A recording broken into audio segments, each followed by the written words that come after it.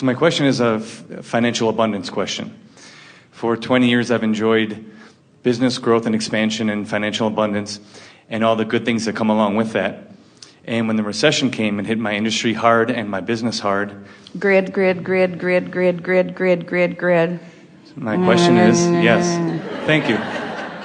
So my question is it my disallowing, or is it the economic realities of the recession that's blocking my financial abundance? Well, it doesn't matter if it's a reality or your perception of a reality. It's the vibration of your being that affects you, period. So there are a lot of people who say, well, we live in this world and we cannot put our head in the sand and ignore the reality. And we say, well, you can observe reality as it is, or you can create reality. It's your choice. But most people are recreating reality based upon the what is that they are observing. And it's why things go slow for you. And it's why you feel uncomfortable. In other words, the answer to the question is the same in either way. But many of you say, well, this recession or this state of affairs, this is big, this is valid, this is real. And we say, there are always people who thrive under the worst of conditions. Sure. And there are always people who suffer mightily under the best of conditions. This is a time when those who have and those who have not, the contrast between them is becoming more stark. There could be a complete restructuring of all of the finances of the world or even of your nation. But let's say a global restructuring where it is all gathered and all divvied out and all given to everyone evenly, and it would not be 10 years before it was right back the way it is. Because law of attraction is a powerful, powerful thing, you see. So you get to decide where you play in this. Our question to you is, when you talk about the recession or think about it, how do you feel? Does it make you feel empowered or disempowered? Disempowered. Does it make you feel in control or out of control? Is it an in the vortex or an out of the vortex conversation?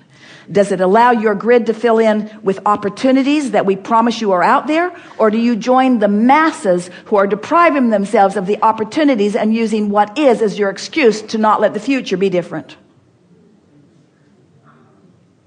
Okay. Want to talk more? One last question. Is it like all of that is conceptual, and we know you get that. Right. And it's really easy for us. We pay no rent. I feel like I prepave it, but it's like I'm frustrated at the lack of speed of getting there. Well, the frustration is your indication that in the moment you're not getting there at all. In other words, frustration is a valid emotion. If you're frustrated over frustration, we don't blame you, because frustration means, here's a good visual for you. So your financial well-being is far mightier than it was before the recession.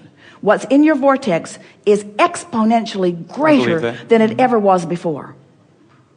So here it is, ready to reveal itself to you in interesting, fascinating, satisfying ways. But you're holding a closed door because of your attention to the economy. And your frustration is your indicator that you're barring the door, or at least hindering it. So your singular work is to find some way to think about finances in a way that doesn't feel frustrating. If we were standing in your physical shoes, we would try to find a way of thinking of anything that doesn't feel frustrating, because chances are, if you go to the specific topic of financial freedom or financial well-being, you're going to activate what's already active and bar the door more. So you have to go to a general place that opens the door. Something that is working, something that feels wonderful, something that's easy to feel good about. Do this basic general grid work. You can even get off in the future. Everything's going to turn around. There have been lots of situations like that. Often after a big bust, there's a big boom. Things always work out. There are enough of us that are resourceful enough. Now, we're on the topic, but we're being more general. Or you could leave that topic altogether. There's much more to well-being than finances, although finances do play a big part of it. And so that might be difficult for you to detach yourself from that.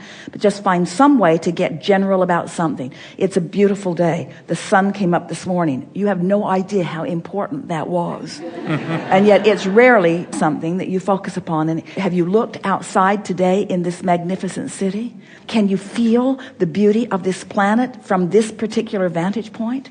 So as you focus there, you just can't help but feel good as you focus there. Esther and family were up at the top of the Ferris wheel on the pier.